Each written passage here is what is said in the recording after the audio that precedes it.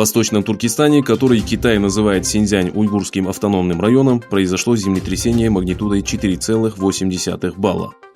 По данным китайских сейсмологов, землетрясение, эпицентром которого стал Токсунский район города Турфан, было зафиксировано на глубине 20 километров. Толчки ощущались в городе Урумчи, Корло и Санчжи. Информации о погибших и пострадавших не поступало.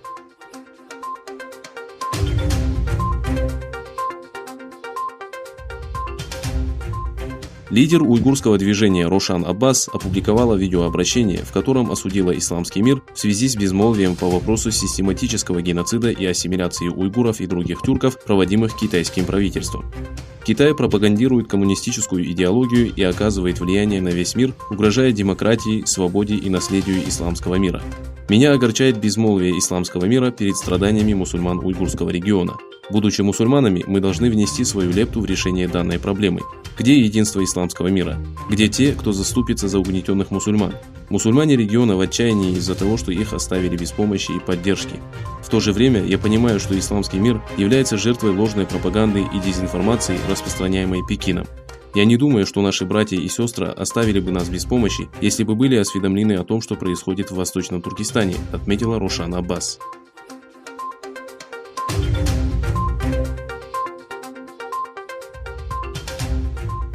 У китайского технологического гиганта Huawei из-за санкций Америки заканчиваются процессорные чипы для производства смартфонов. По сообщению руководителя компании, из-за этого возникла угроза остановки производства в середине сентября. Менеджер компании по потребительским товарам заявил, что они не смогут продолжать производство процессоров HiSilicon Kirin после 15 сентября.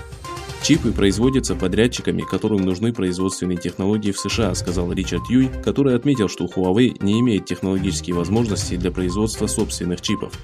США обвиняют корпорацию, число сотрудников которой насчитывает около 180 тысяч человек, в пособничестве в шпионаже. В этом контексте китайской фирме было запрещено сотрудничать с американскими компаниями. В прошлом месяце администрация Трампа ввела запрет на выдачу виз для сотрудников китайских компаний, в том числе и Huawei, которая поддерживает авторитарные правительства и нарушение прав человека в Восточном Туркестане.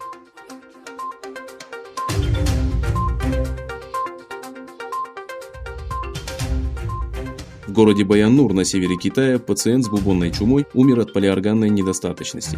Из-за угрозы распространения заболевания власти ввели повышенный уровень безопасности, который будет действовать до конца 2020 года. Власти Баян-Нур закрыли территорию, где жил пациент, и отправили на карантин 7 человек, контактировавших с умершим.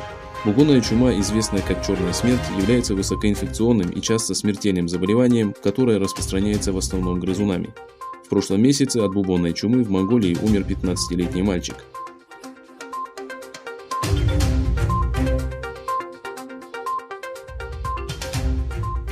Президент Ливана Мишель Аун заявил, что существует 3 версии причины взрыва в порту Бейрута. Аун подчеркнул, что по одной из версий существует возможность внешнего вмешательства. Предполагается, что причиной взрыва могла стать бомба или ракета. Остальные 2 версии подразумевают халатность или несчастный случай, добавил Аун. 4 августа в порту в городе Бейрут случился мощный взрыв. В результате трагедии оказались ранены более 5000 человек, более 300 тысяч остались без крова. По последним данным погибли 154 человека.